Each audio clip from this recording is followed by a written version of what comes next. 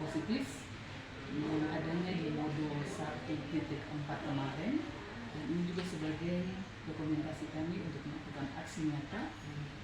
Oleh karena itu kami harus melakukan diseminasi ini, tapi kami berencana bahwa akan melakukan diseminasi ini bersama dengan komunitas praktisi yang telah kami bentuk kemarin.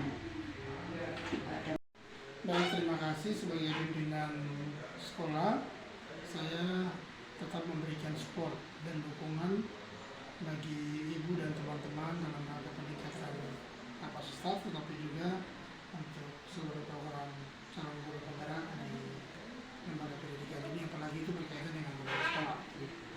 Harapkan bahwa ke depan kegiatan-kegiatan seperti ini akan memberikan dampak positif bagi peningkatan untuk pendidikan di lembaga ini, khususnya bagi anak-anak, tetapi juga berimbas kepada bapak ibu guru, sehingga kebiasaan dan budaya-budaya yang tidak sesuai itu secara perlahan akan ditinggalkan.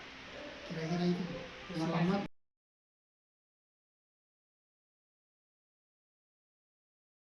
Bapak Ibu yang saya hormati, Assalamualaikum warahmatullahi wabarakatuh.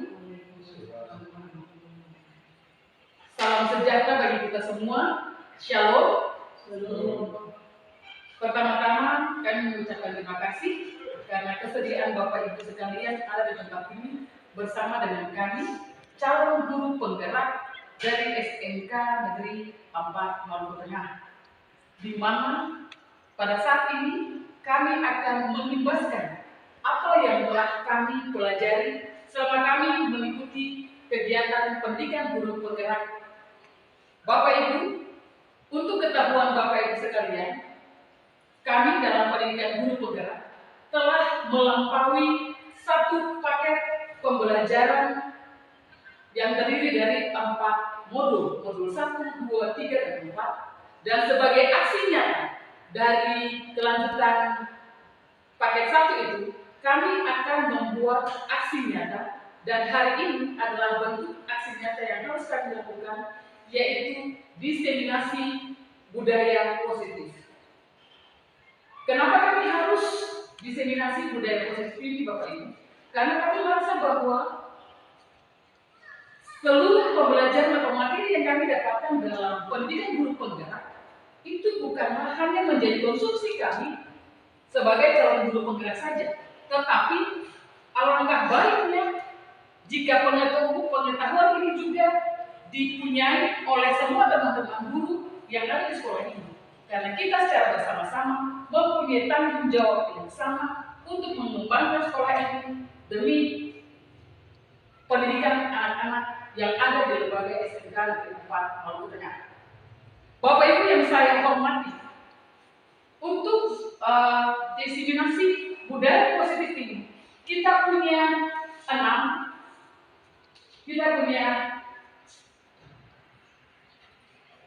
konsep inti yang akan kita pelajari bersama. Sebenarnya dari sekolah ini kita punya 3 guru penggerak, ada kami bertiga, Pak Laikus SPD, kami tidak sempat hadir, dan kami berdua menjalankan diseminasi ini dengan 6 konsep. Yang pertama, konsep inti yang pertama adalah disiplin positif dan nilai-nilai kebajikan. Dan yang kedua, teori motivasi, hukuman, penghargaan, dan restitusi. Konsep yang ketiga tentang keyakinan kelas. Konsep keempat, 5 kebutuhan dasar manusia. 6, kelima, posisi kontrol guru, dan yang keenam adalah segitiga restitusi. Oleh karena itu, karena pada saat ini hanya ada kami berdua, kami akan membagikan ke-6 konsep ini untuk kami paparkan secara bergantian. Oleh karena itu, kesempatan pertama saya berikan kesempatan kepada Ibu Febriana Katilawani untuk memaparkan konsep pertama sampai konsep ketiga. Kepada Ibu Febriana Katilawani, waktu disilahkan. Iya, terima kasih Ibu Susan Adam atas kesempatannya. Bapak Ibu guru hebat, terima kasih buat waktu yang diberikan bagi kami. Seperti yang sudah dijelaskan oleh rekan saya Ibu Susan Adam tadi, maka di sini tugas saya adalah menyampaikan diseminasi tentang poin pertama sampai poin ketiga. Yang poin pertama tentang disiplin positif dan nilai-nilai kebajikan.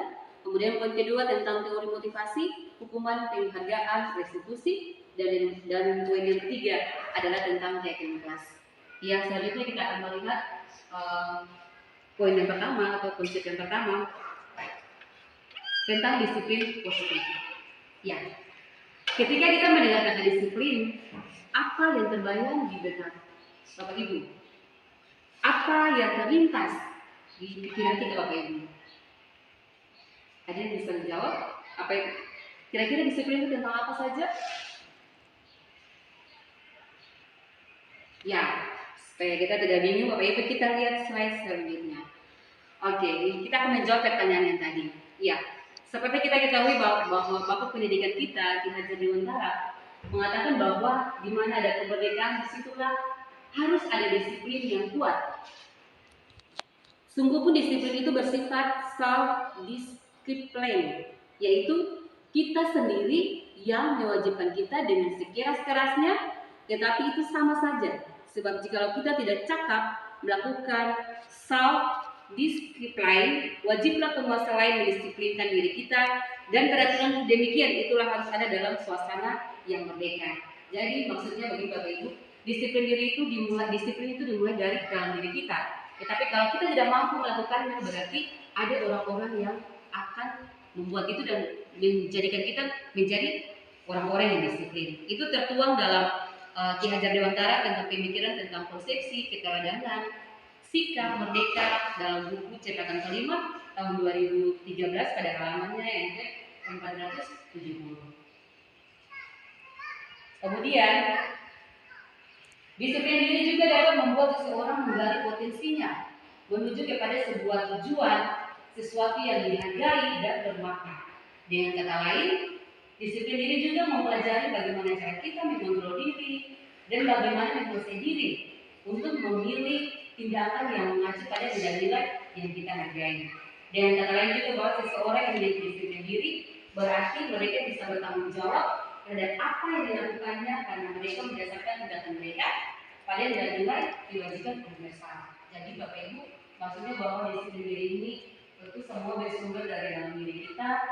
Kemudian bagaimana cara kita mengontrol diri kita, kemudian bagaimana kita menguasai diri dan memilih tindakan yang mengacu pada nilai-nilai yang kita hargai. Jadi semuanya dimulai dari dalam diri kita untuk bagaimana kita mendisiplinkan diri kita. Selanjutnya yang dibilang nilai kebajikan universal. Apa itu nilai kebajikan universal?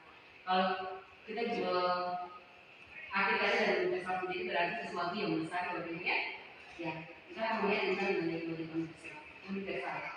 Merupakan prinsip atau nilai yang sudah disepakati secara bersama, yang sudah terlepas dari suku, bangsa, agama, bahasa maupun latar belakangnya. Jadi kalau bilang universal berarti sesuatu yang besar, nilai yang besar itu berhubungan dengan nilai yang disepakati secara bersama. Kita bisa melihat secara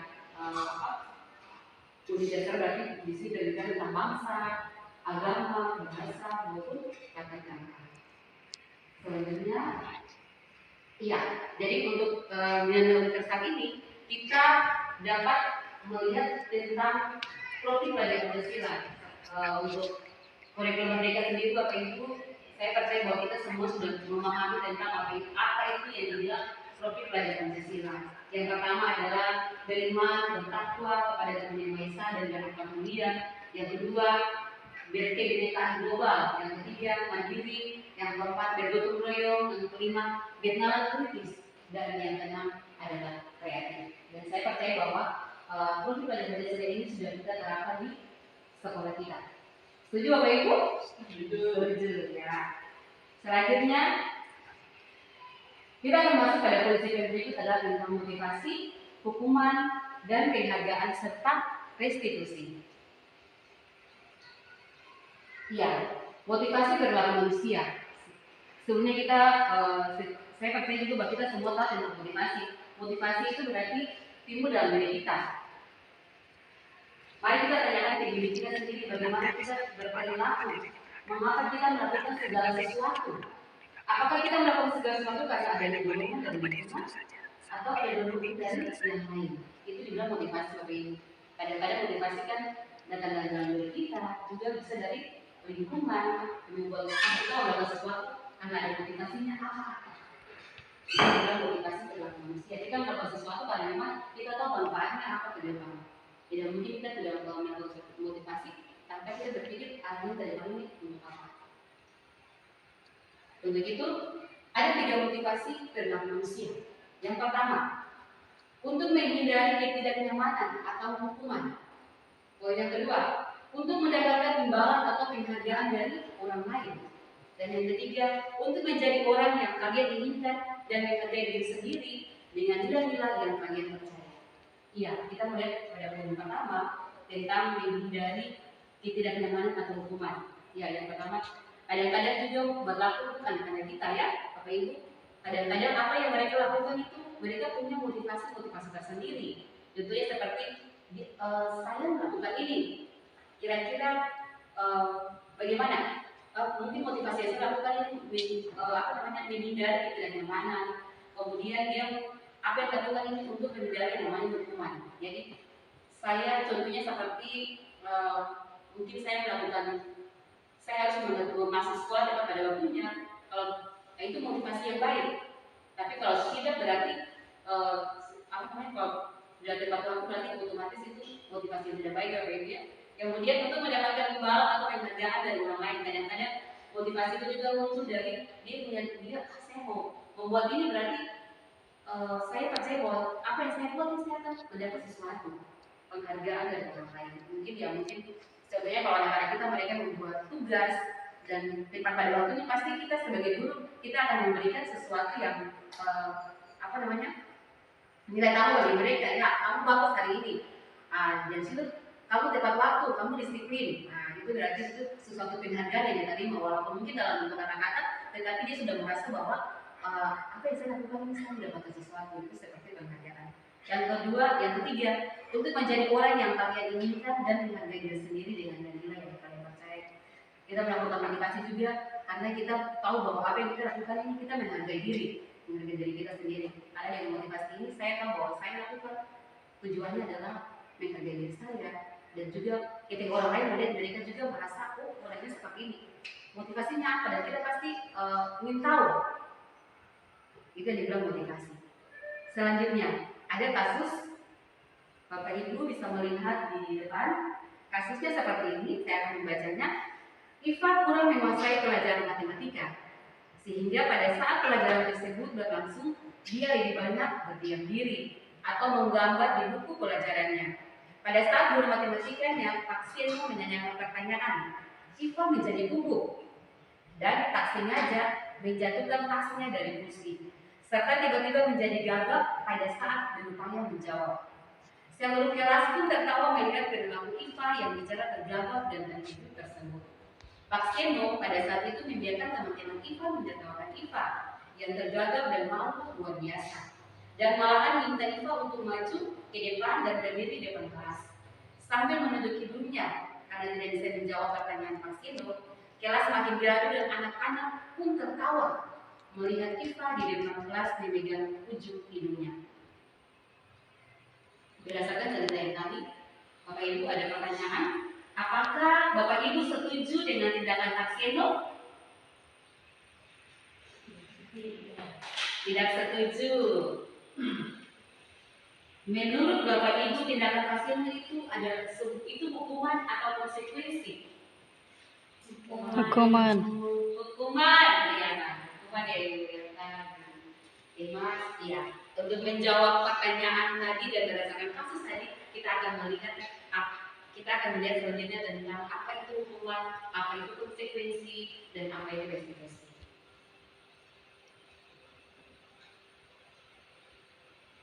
Ya, di sini kita akan melihat pengertiannya. Dari belakang sebagai Ibu. Yang dibilang hukuman adalah suatu tindakan terhadap suatu pelanggaran yang tidak terencana atau tiba-tiba. Anak tahu, kemudian tidak tahu apa yang akan terjadi dan tidak dilibatkan. Itu juga hukuman. Kemudian kalau konsekuensi adalah suatu tindakan yang sudah terencana atau sudah disepakati secara bersama dan setelah disetujui secara bersama. Jadi di sini anak sudah tahu sebelumnya bahwa konsekuensi yang akan diterima ketika melakukan pelanggaran. Kemudian restitusi adalah proses menciptakan murid untuk memperbaiki kesalahan mereka sehingga mereka bisa kembali pada walaupun mereka dengan karakter yang dibuat. Untuk poin restitusi nanti akan disampaikan oleh Ibu Susan Adam. Di sini saya tentang hukuman dan konsekuensi Bapak Ibu. Selanjutnya Bapak Ibu akan mencoba menjawab di sini berdasarkan pengertian tadi. Ada beberapa pertanyaan yang muncul, kemudian Bapak Ibu akan menebak kira-kira ini termasuk hukuman atau konsekuensi berdasarkan pengertian tadi ya. Kita akan melihat yang pertama, soal pertama. Membersihkan coretan yang dibuat di meja tulis. Hukuman atau konsekuensi? Konsekuensi. Ibu apa konsekuensi? Ibu Emma? Konsekuensi juga. Kita akan melihat jawabannya secara bersama-sama Bapak Ibu.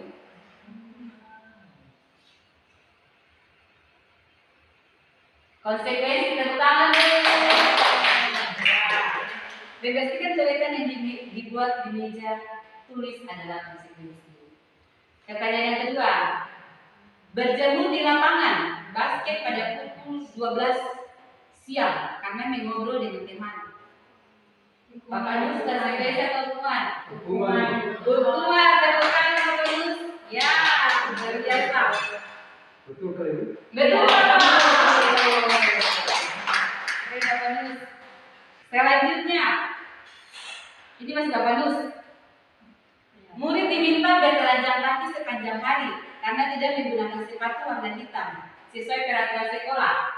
Menurut Bapak ini hukuman atau konsekuensi?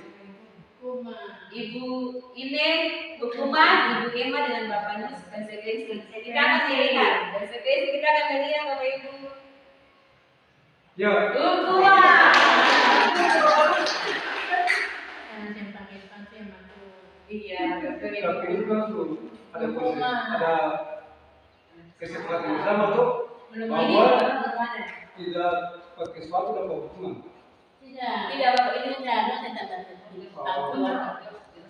Iya, jadi murid diminta bertelanjang kaki sepanjang hari karena tidak menggunakan sepatu warna hitam. Di sini dia sudah melanggar yang namanya peraturan sekolah.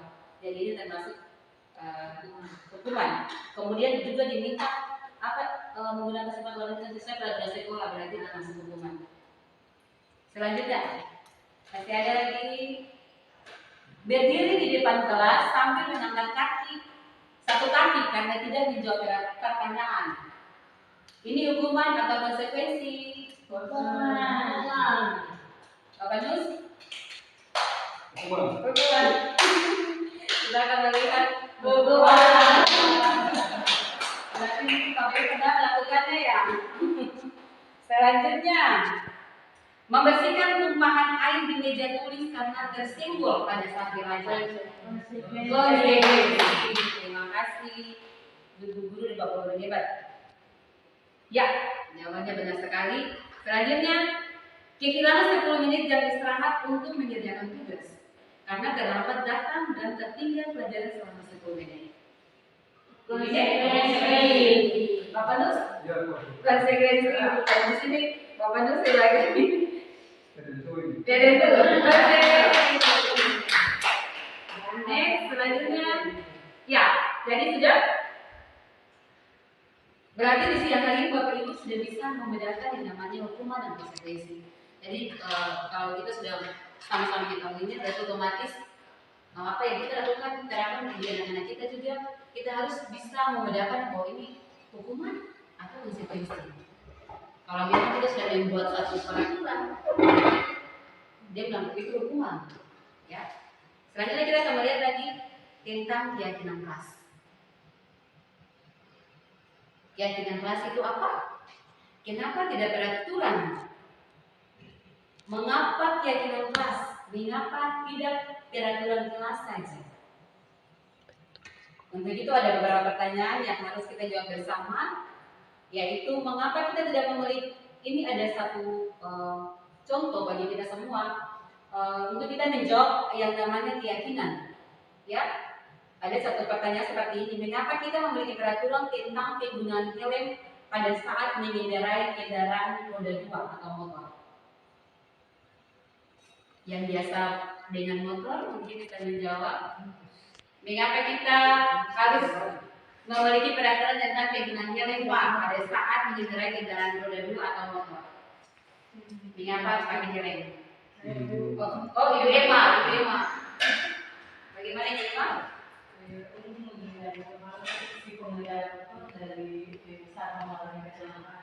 Ya, benar sekali Bu Emma. Ada yang lain lagi? Sama, setuju dengan jawaban Ibu Emma?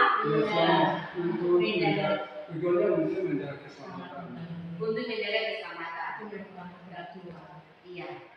Dan benar sekali ini itu adalah peraturan. Kemudian yang berikut, mengapa kita memiliki peraturan tentang penggunaan masker dan mencuci tangan setiap saat? Masker, kamu bisa review kembali ke masa COVID, bagaimana di situ dikatakan bahwa kita harus memakai masker, kita harus cuci tangan. Tujuannya supaya apa Ibu? Kita terhindar dari penyakit berbahaya. Tidak penyakit berbahaya. Iya. Berdasarkan pertanyaan ini kita akan melihat selanjutnya apa itu keyakinan. Nilai-nilai keselamatan atau kesehatan inilah yang kita sebut sebagai suatu keyakinan. Jadi yang tadi kita memakai helm, kenapa tujuannya supaya kita selamat, supaya tidak kecelakaan nanti pada kecelakaan kemudian kepala kita jangan terbentuk, kita bisa memakai helm. Itu adalah suatu keyakinan, yaitu nilai-nilai kebajikan universal. Itu menekankan pada keyakinan seseorang akan lebih memotivasi seseorang dari dalam. Kemudian seseorang akan lebih tergerak dan bersemangat untuk menjalankan keyakinannya daripada hanya sekedar mengikuti serangkaian peraturan tertulis tanpa makna. Tadi Ibu Yudi sudah mengatakan bahwa itu adalah formalitas dan memakai helm. Tetapi juga itu adalah satu keyakinan dalam diri kita supaya kita menghindari dan sampai kesalahan menjadi diri kita. Kalau kita tidak memakai helm, berarti kita sudah tahu apa yang akan terjadi. Kalau peraturannya otomatis kita akan ditilang otomatis ya. Kalau saya gini Bu ya, Iya Pak. kalau kita mengikuti peraturan, Ya. aturan-aturan yang berlaku, kita otomatis yakin bahwa kita pasti mengalami hal yang baik Ya. atau tentu selamat. Jadi apapun berdasarkan pada aturan, Iya. bukan keyakinan. Ya. Aturannya berdasarkan ada hubungan timbal balik, hukuman dan peraturan dalam Ya. keyakinan itu ada hubungan timbal balik. Iya. Iya, setuju Pak. Apa yang dikatakan Pak Musa saya setuju dan memang benar sekali. Iya, di sini kita akan lihat itu secara umum nih Bapak Ibu ya, tadi kita sudah lihat tentang contohnya penggunaan helm, memakai masker. Sekarang kita kembali ke sekolah atau TK kita Bapak Ibu. Tentang pembentukan keyakinan kelas atau sekolah. Keyakinan kelas bersifat lebih abstrak daripada peraturan yang lebih rinci dan konkret. Kemudian keyakinan kelas berupa pernyataan-pernyataan universal. Pernyataan keyakinan kelas senantiasa dibuat dalam bentuk positif. Keyakinan kelas hendaknya tidak terlalu banyak sehingga mudah diingat dan dipahami oleh semua warga kelas. Keyakinan kelas sebaiknya sesuatu yang dapat diterapkan di lingkungan tersebut. Kemudian semua warga kelas hendaknya ikut berkontribusi dalam pembuatan keyakinan kelas lewat kegiatan curah pendapat, bersedia meninjau kembali keyakinan kelas dari waktu ke waktu. Iya, kalau kita tadi kita sudah melihat tentang peraturan, kemudian kita juga sudah tahu tentang keyakinan. Sekarang kita membuatnya dalam sekolah atau dalam kelas yang mungkin lebih kecil. Tujuannya adalah bagaimana keyakinan kelas ini dibuat dalam kelas adalah satu kesepakatan dibuat oleh antara siswa dan guru.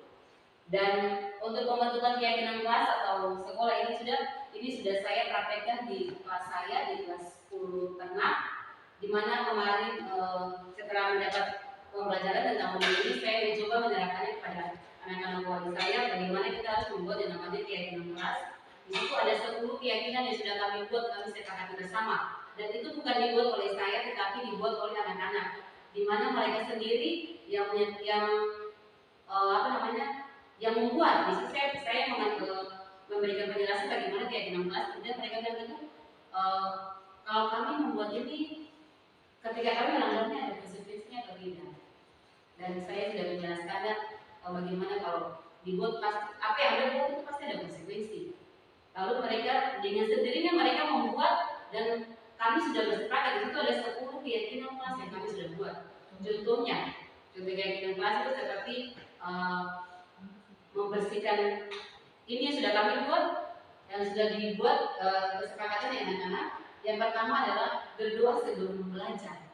Itu adalah keyakinan, itu sesuatu yang harus dikerjakan dalam kelas. Kemudian menjaga kebersihan kelas. Yang ketiga, berpakaian yang rapi.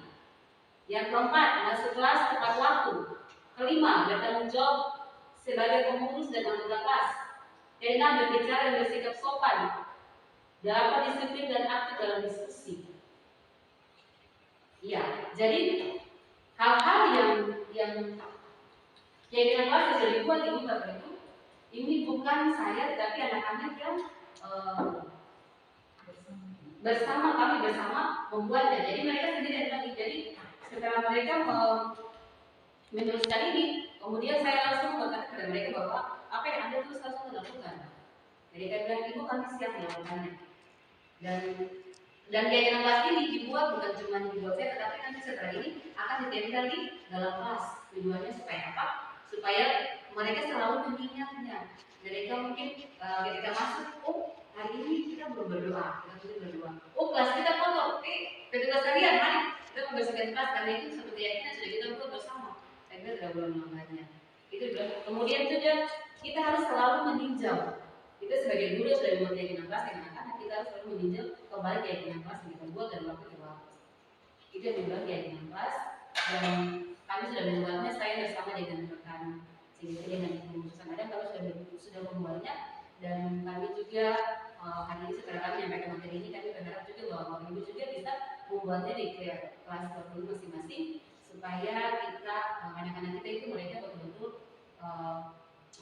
disiplin, mereka bisa mengambil waktu mereka dengan baik sehingga pembelajaran di sekolah itu berjalan dengan sebaik mungkin.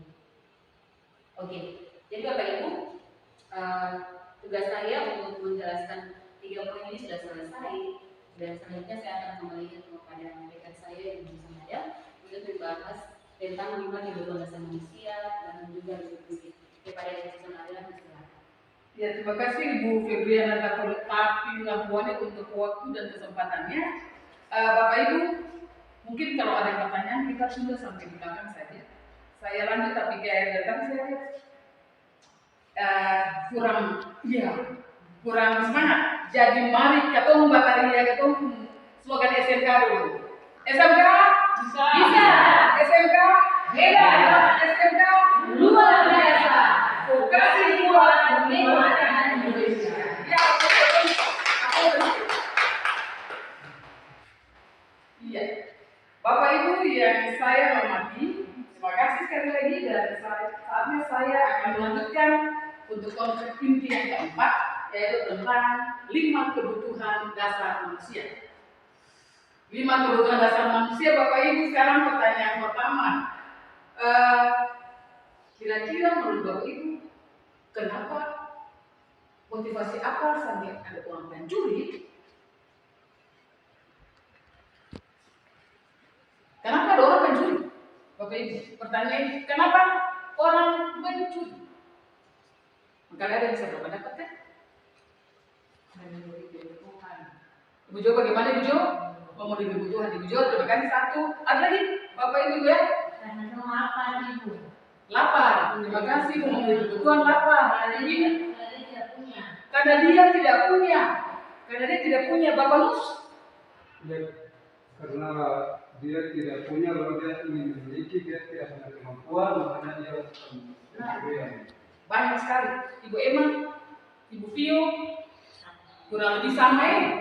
Oke Bapak Ibu, itu pertanyaan pemicu pertama. Dan untuk ketemu Bapak Ibu, di dunia ini manusia pada dasarnya punya 5 kebutuhan dasar yang mendasari sehingga dia melakukan sesuatu. Sebelum sampai di sesuatu kita dulu, jadi yang pertama adalah kebutuhan bertahan hidup. Makanya tadi pertanyaan, kenapa orang mencuri? Ada orang mencuri. Kalau pilih polisi tanya, barang apa siapa mencuri? Nanti dia jawab, beli beras for diri dan anak makan. atau beta pencuri karena beta mau anak uang sekolah belum bayar. Ada driver polisi tanya, beta yang ada baju pakai sama dengan teman lain, itu Bapak Nusa dia punya.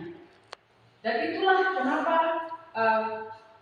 seseorang yang mencuri. Salah satu kebutuhan yang ingin dia penuhi adalah kebutuhan untuk bertahan hidup. Kemudian kebutuhan kedua adalah kebutuhan akan kasih sayang dan diterima. Kebutuhan yang kedua dan nanti kebutuhan ketiga, kebutuhan berikutnya adalah kebutuhan yang berhubungan dengan psikologis manusia. Kebutuhan akan kasih sayang dan rasa diterima. Bagaimana seseorang dia akan berusaha supaya dia bisa diterima, diakui, dinilai, diberikan penghargaan ketika dia ada di satu lokasi. Bagaimana dia dengan koneksi-koneksi yang dia punya, dia merasa dihargai. Itu kebutuhan akan kasih sayang dan rasa diterima. Kebutuhan yang ketiga adalah kebutuhan penguasaan. Kebutuhan pengakuan atas kemampuan. Kebutuhan ini meliputi keinginan untuk dianggap berharga, bisa membuat perbedaan, bisa membuat sebuah pencapaian kompeten diakui dan dihormati. Itu kebutuhan yang ketiga. Kebutuhan keempat adalah kebutuhan kebebasan. Kebutuhan akan kebebasan untuk berekspresi apa saja dia mau bikin. Tapi kebutuhan akan kemandirian, otonomi, memiliki pilihan dan mampu mengendalikan arah hidup seseorang. Kebutuhan akan kebebasan. Dan yang kelima adalah kebutuhan kesenangan. Ini hak-hak asasi yang ada di manusia yang perlu dipenuhi. Bapak Ibu, 5 kebutuhan dasar ini yang sebenarnya mendasari siswa kita berlaku di sekolah. Implementasinya ke sekolah. Jadi kalau itu anak-anak ini penguasaan sekolah, kemudian bikin hal yang punya, coba mari kita telusuri. Kira-kira anak-anak ini ingin ada kebutuhan apa yang belum terpenuhi, yang tidak terpenuhi di rumah dan mereka ingin terpenuhinya di sekolah ini. Saya punya materi yang kelima adalah 5 posisi kontrol. Melalui konsep kelima ini, posisi kontrol guru ini, di sini kita baca kita punya posisi ketika jadi guru kita ada di mana. Sama dengan tadi 5 kebutuhan dasar manusia. Posisi kontrol guru di sekolah juga ada 5, Bapak Ibu. Posisi pertama sebagai penghukum, Bapak Ibu. Kita punya posisi sebagai penghukum. Seorang penghukum, dia bisa menggunakan hukuman bukan saja secara fisik, Bapak Ibu, tetapi juga secara verbal. Jangan kita menganggap bahwa kita hanya pukul siswa, jewer kuping siswa, atau suruh dia lari di lapangan 2 kali karena terlambat, dan itu yang sering kita lakukan. Itu saja dimaksud dengan sebagai penghukum. Tetapi ketika kita mengeluarkan kata-kata yang juga bisa menyakiti hati mereka, itu sebenarnya kita telah memberikan mereka, kita sudah bertindak sebagai seorang penghukum secara verbal. Dan mudah-mudahan kamu semua yang ada di sini sehebat aja penghukum secara verbal, oke gue? Ya, orang-orang yang menjalankan posisi sebagai penghukum senantiasa mengatakan bahwa sekolah memerlukan sistem atau alat yang dapat lebih menekan murid-murid lebih dalam lagi. Posisi kontrol yang kedua adalah pembuat merasa bersalah. Bapak Ibu, pembuat merasa bersalah itu dia biasanya lebih lembut.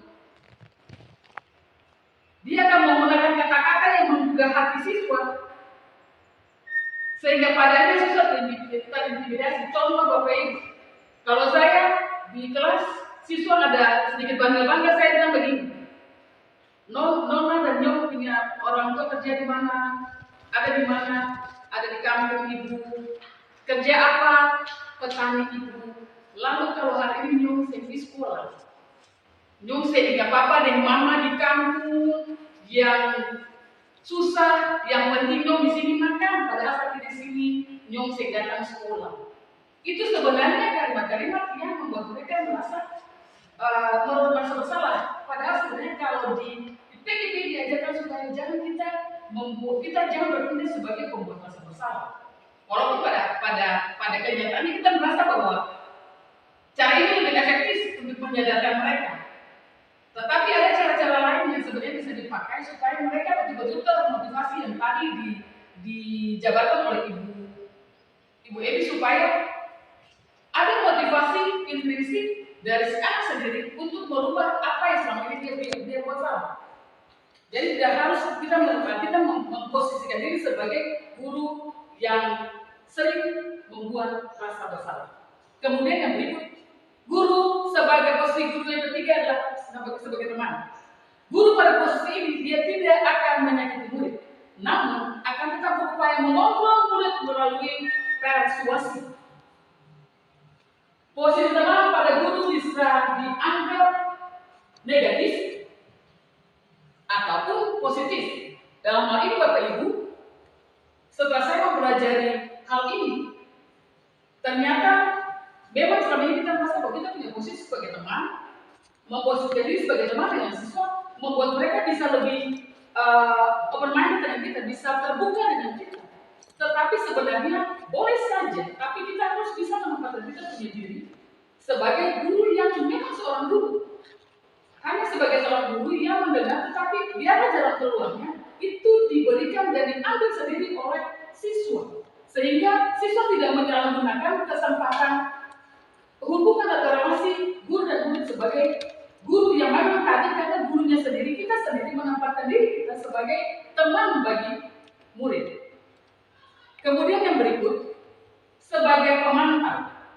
Nah, Bapak Ibu, untuk pemantau ini, memantau sendiri artinya mengawasi. Jadi pada saat kita mengawasi, kita betul-betul bertanggung jawab atas perilaku anak-anak kita. Seorang pemantau, dia biasanya hanya berpijak pada yang namanya peraturan. Jadi kalau si A salah, padahal masih bisa dikomunikasikan dengan baik, tetap dia akan salah. Karena kita sebagai guru, sebagai pemantau, dengan posisi kita sebagai pemantau, kita hanya berpegang pada yang namanya peraturan. Pada tadi kita telah belajar bahwa peraturan itu sebenarnya adalah sesuatu yang dibuat oleh yang di atas Bapak Ibu. Kalau tadi kita dengar penjelasan dari Ibu Febriana Abdullah, peraturan itu secara sepihak dengan kata lain. Jadi hanya satu orang memberikan aturan, di bawahnya tinggal mengikuti. Tetapi ketika kita membuat sebuah keyakinan itu karena dari dua belah pihak, makanya ada kesepakatan, sehingga diyakini sebagai satu peraturan yang adalah merupakan sebuah keyakinan seperti tadi Bapak Nus bilang bahwa aturan ada, keyakinan ada dan aturan yang mengikat. Begitu Bapak Nus kan? Jadi memang aturan dan keyakinan itu memang didasarkan pada sebuah kesepakatan. Tapi kalau cuma peraturan saja, nantinya si anak cuma hanya bisa mengikuti, tapi dia tidak bisa berbuat apa-apa. Dia tidak bisa menemukan apa yang merupakan keberatannya. Yang berikut adalah sebagai manajer. Posisi manajer ini adalah posisi kelima yang memang sangat dianjurkan supaya kita semua guru bisa menduduki jabatan ini sebagai manajer. Posisi ini adalah guru, dia bisa berbuat sesuatu bersama dengan murid. Dia akan mempersilahkan muridnya untuk mempertanggungjawabkan perbuatannya. Kemudian dia bersama dengan siswa akan menggali apakah ada kesempatan lain, apakah ada potensi lain yang bisa si siswa itu buat supaya lain kali hal yang dia buat salah itu tidak lagi terulang. Dan si siswa ketika dia kembali ke dia punya komunitas, dia akan kembali dengan kekuatan baru, dengan profil yang baru sebagai seorang siswa. Bapak Ibu itu 5 posisi kontrol murid, dan yang terakhir adalah segitiga restitusi. Bapak Ibu, setelah saya mempelajari segitiga restitusi di kegiatan PGP ini, Bapak Ibu, awalnya saya merasa saya menjadi orang yang munafik, karena jujur saja untuk segitiga restitusi ini kita bertindak sebagaimana harusnya seorang guru BPDK. Malah kalau mau dibilang kita mungkin harusnya lebih lembut, apalagi kita orang Maluku, kita punya karakter agak keras. Jadi kalau untuk membuat segitiga restitusi juga, apalagi untuk kita punya siswa yang sudah remaja ke atas, itu memang sedikit mengganggu ego kita sebagai seorang guru. Tetapi mau dan tidak mau kita harus bisa belajar untuk melakukan segitiga restitusi dengan siswa kita. Segitiga restitusi Bapak Ibu dia punya 3 langkah. Ada 3 langkah. Langkah yang pertama adalah menstabilkan identitas. Ini adalah langkah pertama dalam segitiga restitusi. Apa itu menstabilkan identitas, Bapak Ibu? Menstabilkan identitas itu Bapak Ibu boleh baca sambil kita bilang bahwa segitiga restitusi itu ada, kalau misalnya kita punya siswa ada buat kesalahan, ada kalimat-kalimat tertentu yang bisa kita gunakan untuk mengembalikan identitas mereka. Seperti contoh, kebetulan tadi pagi sudah 2 kali saya pikir saya ketemu masalah dan saya mencoba untuk membuat restitusi dengan siswa. Tadi pagi ketika saya pikir, saya jalan ke kelas 10 ternak, sampai di sana ada satu siswa perempuan, dia mengeluarkan kata-kata yang tidak senonoh. Nah, langsung tiba-tiba saya, oh ya, ini kesempatan untuk saya penerapan segitiga restitusi. Saya mulai menstabilkan dirinya. Dan memang dia bilang itu, saya keceplosan. Ketika saya bilang itu, saya keceplosan. Kemudian jadi Bapak Ibu, di sini di menstabilkan identitas, saya tadi bilang untuk dia begini. Memang kita sebagai manusia, kita tidak pasti dosa, tidak lepas dari salah. Kita sebagai manusia tetap buat salah. Ibu guru pun pernah berbuat salah. Tetapi bagaimana caranya kita supaya tidak terlalu lama tinggal dalam kesalahan itu? Saya sudah kembali untuk menstabilkan diri dia bahwa dia bisa berubah. Kemudian yang kedua, langkah kedua yang diminta oleh segitiga restitusi adalah validasi tindakan yang salah. Bapak Ibu setelah saya panggil dia, saya bilang kepada dia, kamu tahu kenapa saya panggil kamu, khusus saya panggil kamu. Lalu dia bilang, ya Ibu saya punya kesalahan. Kamu punya kesalahan apa? Lalu dia bilang, ya Ibu saya sudah mengucapkan kata-kata yang tidak senonoh. Akhirnya dia bilang, iya Ibu saya salah. Saya salahnya ini. Dan itu sudah saya lakukan. Kemudian Bapak Ibu, setelah kita memvalidasi tindakan yang salah itu, kita membiarkan dia dulu untuk berbicara. Apakah ini menjadi sebuah kebiasaan bagi dia? Dia bilang iya itu. Ternyata si anak ini sudah sering mengeluarkan kata-kata demikian ketika ada masalah. Lalu yang terakhir Bapak Ibu, saya masuk di kelasnya dan saya tanya. Dan saya melakukan tahap ketiga dari segitiga restitusi. Saya tanyakan tentang menanyakan keyakinan. Saya tanya untuk dia, kelas ini kan sudah buat keyakinan kelas. Lalu dia bilang, iya Ibu. Keyakinan kelas nomor berapa yang sudah nomor langgar? Dia cari-cari punya teman-teman tadi buka, kayaknya ada buka di HP. Teman-temannya buka di HP, betul kayak baby? Ya, buka di HP. Ibu dia melanggar kesepakatan hukum kelas nomor sekian. Lalu saya tanya dia, apakah kamu bersedia untuk tidak lagi atau bahkan tidak, saya tanya dia, apakah kamu mau tetap seperti ini?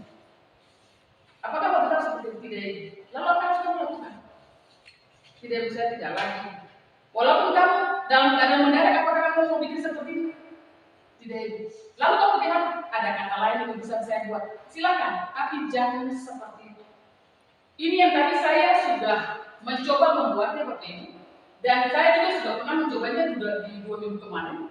Dan ketika saya tanyakan kepada siswa, bagaimana kalau setiap kesalahan yang kalian buat diselesaikan oleh guru dengan cara seperti ini? Dan siswanya bilang, Ibu kalau dengan cara seperti ini, Ibu nggak tahu sama Ibu. Ya, Bapak Ibu ini hanya berbagi pengalaman. Saya berbagi pengalaman dan memang kebetulan saya juga sebentar belajar tentang segitiga restitusi. Saya hanya bisa berbagi pengalaman, mudah-mudahan yang pengalaman ini kita semua bisa mencoba melakukannya. Walaupun pada saatnya Bapak Ibu jujur saja, dia sepertinya menentang hati nurani kita. Dia menentang hati nurani kita, tapi memang mau tidak mau kita harus buat seperti ini supaya anak-anak kembali menurut mereka punya jati diri dan kembali menjadi orang yang kuat dalam komunikasinya. Supaya memang dia tahu, oh iya, saya tadi salah, tapi ketika saya kembali, ketika saya akan restitusi, saya tidak akan lagi berbuat demikian. Bapak Ibu, itu adalah 3 komponen terakhir yang saya jelaskan di sini. Oleh karena itu, jadi mari silakan di sini. Mungkin ada pertanyaan dari Bapak Ibu, silakan. Atau masih punya waktu sekitar 5 menit, Bapak Ibu silakan. Mungkin ada yang bertanya untuk berkaya. Kita semua punya pemahaman di hari ini.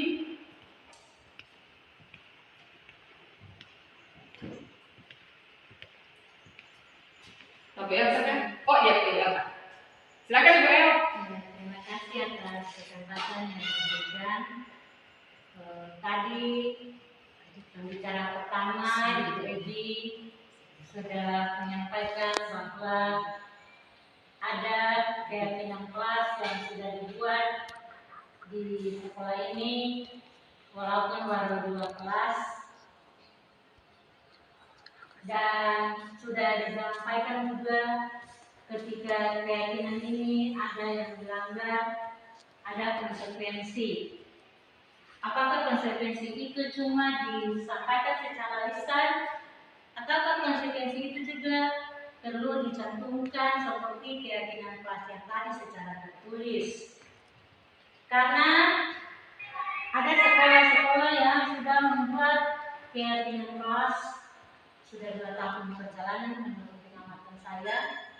Salah satu poin sama dengan kita punya, yaitu hadir di sekolah tepat waktu. Dan mereka punya konsekuensi ketika tidak tepat waktu. Sudah tertulis ini denda. Dendanya itu kalau tidak salah Rp2.000. Jadi kalau dibilang masuk sekolah 7.30, dia kasih kesempatan sampai lewat 5 menit, berarti denda. Dan anak-anak ini kalau cuma denda lambat saja pun cuma denda. Dan ternyata punya uang denda ini juga cukup banyak. Coba kalau 1 hari berapa orang terlambat 2.000. Kumpul-kumpul beta pantau-pantau akan lebih banyak dari mulai Senin. Nah, apakah selain konsekuensi yang seperti itu, ada yang tadi penerapan segitiga tadi, restitusi itu harus jalan karena pengalaman setelah ini kemajuan ilmu teknologi atau apa, semua orang tua di rumah sibuk dengan HP-HP yang ada, anak-anak dengan waktu belajar di sekolah yang cukup panjang, sehingga waktu di rumah yang tersedia juga sedikit. Mental anak-anak kalau pemerintah sudah tambah di situ kelima proyek Pancasila, tapi proyek Pancasila ini kalau dilihat tapi cuma fokus pada dia punya proyek-proyek, tapi untuk mental daripada anak-anak generasi muda ini kayaknya saya utamakan di proyek situ. Jadi dengan keyakinan kelas yang sudah dibuat ini, mari kita lihat karena masalah ini yang kita rasa sudah sangat berat untuk satu punya generasi muda, bukan cuma di sekolah, tapi secara umum di masyarakat sana. Yang sudah mental ini adalah anak-anak yang angkatan siswa-siswa sekolah lanjutan atas ini. Ini yang merupakan hal berat yang terkadang lihat. Kemudian guru sebagai teman ada tadi selalu negatif, tapi positif. Ya, kalau guru itu selaku teman kepada siswa, kadang yang lain ini dia memperlakukan sebagai teman, siswa ini juga menilai, oh kalau guru ini panggil beta 1 kali saja itu sudah hadir, ikut gurunya suruh ikut, tapi yang saya temani panggil sampai mulut bagus kasih juga saya hadir. ya ini seperti itu. Jadi yang tadi itu mental yang kata utamakan ini adalah mental daripada anak-anak ini perlu mereka kembali. Ya, terima kasih Bu Elta atas pertanyaan dan juga apa yang ternyata apa yang sudah saya dan rekan saya sampaikan itu sudah bisa apa namanya mendalaminya dan pengalaman-pengalaman yang luar biasa juga itu. Di sini saya mungkin akan mencoba menjawab tentang bagaimana menghadapi anak kalau ketika intinya yang kami pelajari itu seperti ini Bu. Ketika mereka membuat satu kesalahan, kita kembalikan dulu, kita mengingatkan mereka tentang keyakinan kelas kita yang kita buat. Mungkin kalau memang mereka juga tetap melanggarnya, kita membuat yang tadi proses penyelesaian masalahnya lewat segitiga restitusi tadi dengan 3 poin tadi. Namun kalau memang mereka masih tetap membuat hal yang sama, otomatis kita juga manusia yang punya apa namanya mungkin keterbatasan dan sebagainya, kita kembalikan, kita mengikuti jalurnya SOP-nya, kita kembalikan ke DP ke kelas Boleh saya bantu? Ya, Bapak Ibu, sebaiknya memang kita sesuai dia punya jalur. Jadi kalau yang tadi kita terangkan ketika kita berhadapan dengan siswa, kalau ada masalah seperti itu, sebagai guru mata pelajaran kita tidak mungkin kita tinggal diam begitu. Paling kurang kita adakan dulu, coba dulu bikin restitusi dengan mereka. Tapi kalau 1-2 kali tetap kembali lalu ke kita ikutin tadi, intinya kita kembali ke jalurnya, lapor kualitasnya, pasti ada penanganan di sana. Kalau tidak lagi lanjutkan ke pendidikan, kalau tidak lagi berarti lanjut ke kepala sekolah. Tapi paling kurang kita sebagai guru kita bisa minimal kita bisa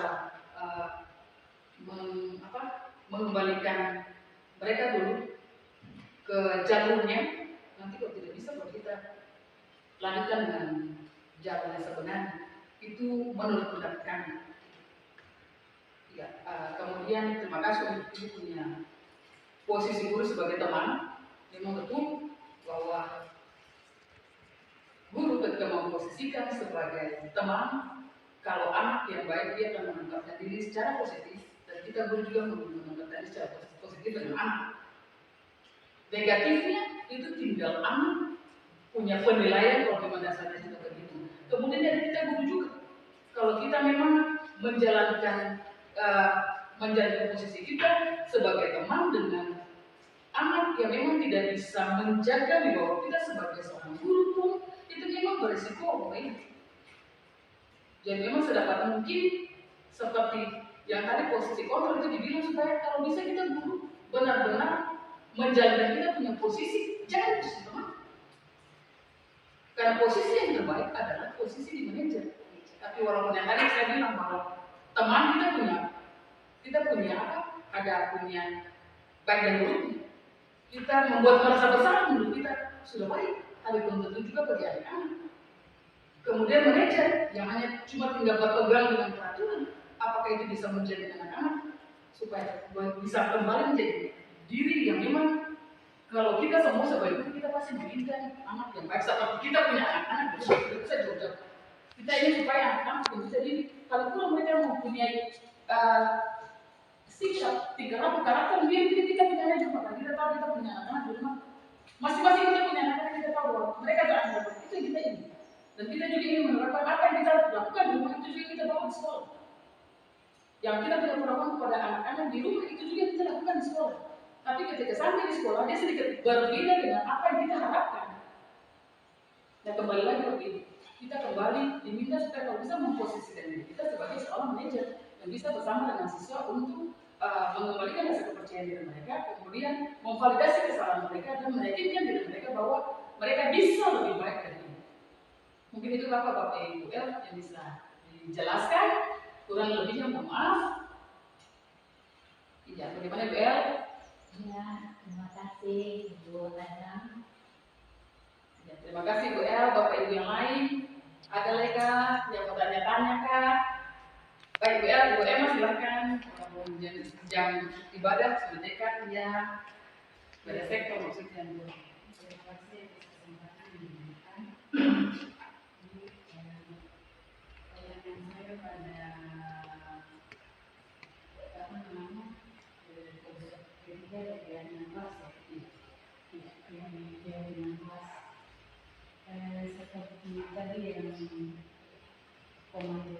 pertama yang memaparkan terkait dengan kesepakatan yang sudah dilakukan di kelas terkait dengan apa sebelumnya dengan kelas ya. Iya. Saran saya saja, Iya. ini cuma saran saja. Di poin pertama ini, bukan saya mau bilang tiadakan, karena saya berpikir begini, terkait dengan poin pertama berdoa sebelum belajar. Berdoa sebelum belajar ini bukan cuma saja di keyakinan kelas ini, disepakati di keyakinan kelas ini kan biasanya dilakukan itu biasanya sebelum saat apel ya, saat apel pagi, lalu kemudian langkah-langkah pembelajaran juga ada, ya kan, di apel ya kalau tidak salah ya. Itu kan sebelum kita memulai pembelajaran kan kita harus berdoa dulu, ya itu di langkah-langkah pembelajaran. Jadi ya saran saya untuk ya yang lain kayak keyakinan yang lain lah selain poin pertama ini. Bisa lebih. Cuman itu saja saran saya Ibu Evi, karena ini kan kalau misalnya tadi kan Ibu Evi bilang kalau dilanggar ada konsekuensinya gitu. Toh, konsekuensinya tadi sudah dijelaskan bahwa konsekuensinya ada sejumlah restitusi dan lain-lain. Mungkin juga Ibu Evi terima kasih. Terima kasih Bu Emma atas saran atau masukan yang luar biasa dan saya menantikannya. Daripada akan kami melihat kembali. Terima kasih Bu Emma. Iya, Ibu Emma, ada lagi Bapak Ibu, ada yang mau bertanya mereka?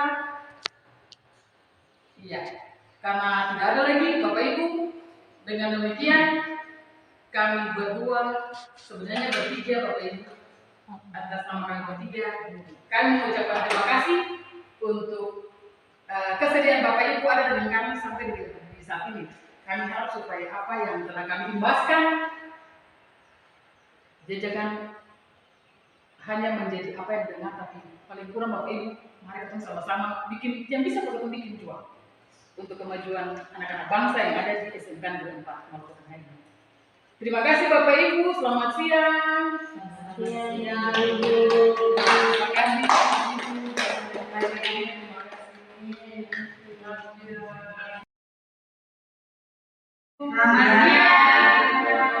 Ada semangat pagi? Semangat. Slogan SMK. SMK tapi bisa. SMK bebas. SMK mulia. Vokasi kuat menyelamatkan Indonesia. Ya, terima kasih Ibu untuk kehadirannya di saat ini menyisikan waktu bagi kami. Sebenarnya kami bertiga calon guru penggerak angkatan ke-9 dari SMK Negeri 4 Maluku Tengah. Kami ditugaskan untuk mengimbaskan apa yang telah kami pelajari pada modul 1.4 dan untuk ketahuan ibu semua bahwa kami dalam pendidikan guru penggerak telah melewati satu paket pertama dan kami sekarang sudah masuk di paket kedua modul 2.1. Oleh karena itu kami akan mengimbaskan apa yang telah kami pelajari di modul 1.4 dan hari ini kami akan mendiseminasikan yang namanya budaya positif. Di budaya positif ini ada 6 komponen inti yang akan kami imbaskan kepada ibu-ibu sekalian. Karena pengetahuan ini bukan hanya menjadi milik kami calon guru penggerak saja, tetapi ini haruslah menjadi pemahaman dari semua guru yang berada di sekolah ini. Karena kita punya tanggung jawab bersama bagi pengembangan pendidikan khususnya anak kita. Oleh karena itu, kami akan membagi konsep inti ini menjadi 2 bagian yang akan dibawakan secara bergantian oleh kami berdua. Oleh karena itu, untuk kesempatan pertama, saya silakan kepada Ibu Febriana Kapi Lakuani. Kepada Ibu disilakan. Ya, terima kasih Ibu Susan Adam atas kesempatannya. Terima kasih juga bagi Ibu yang sudah meluangkan waktu bagi kami untuk berbagi tentang apa yang sudah aku pelajari. Dan pada saat ini saya mendapat 3 bagian. Yang pertama yaitu tentang disiplin positif dan nilai-nilai kebajikan. Yang kedua tentang teori motivasi, hukuman, dan penghargaan.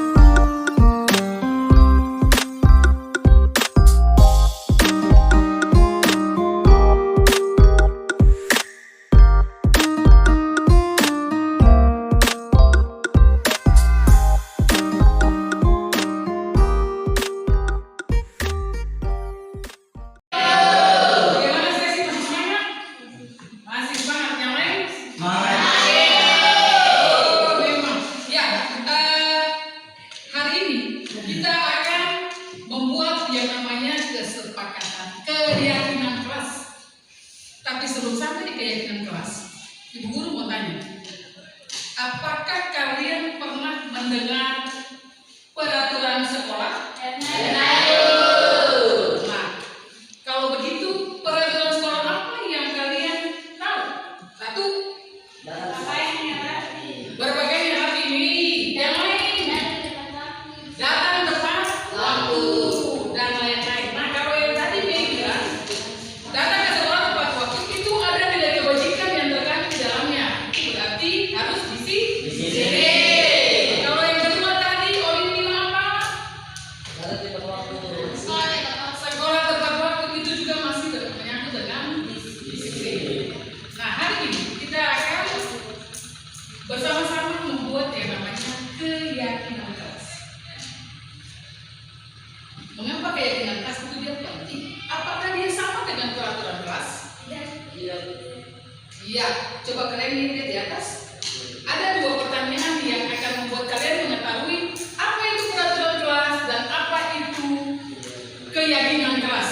Apa bedanya? Ibu guru mau tanya, mengapa ada peraturan harus memakai helm ketika kita mengendarai sepeda motor? Satu, bagaimana Stacy?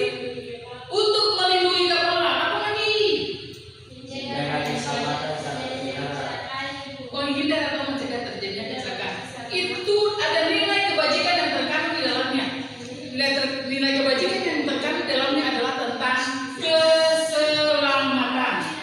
Karena kita yakin bahwa kalau kita menggunakan helm ketika berkendaraan, ketika terjadi kecelakaan kita kemungkinan akan selamat. Sampai sini setuju? Ya. Apa itu nilai? Apa itu keyakinan? Kalian boleh baca di atas. Iya. Dan kita hari ini akan membuat keyakinan kelas.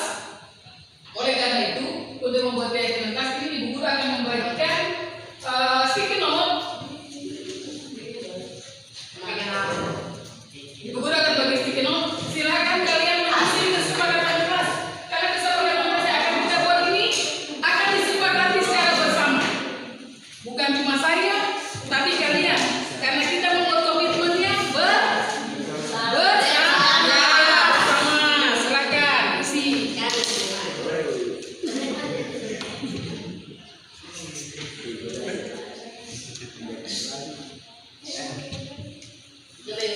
Apa nih? Coba bisa tidak keras kan?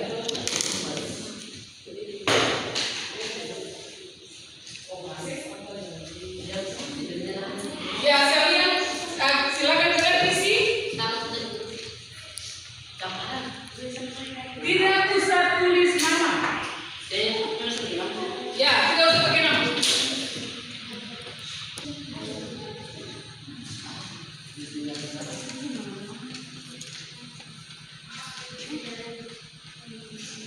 Sudah? Yang sudah selesai tulis boleh di depan. Boleh kumpulkan di depan.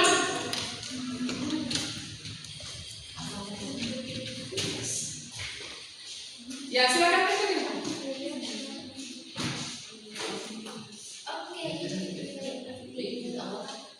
Kumpul di depan.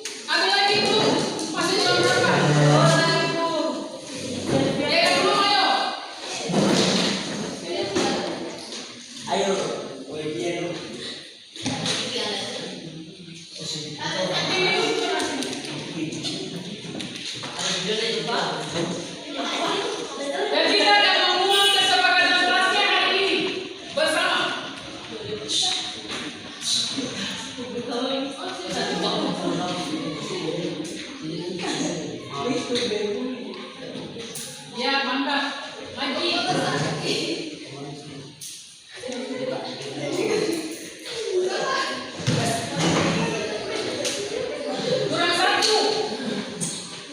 Ada belum?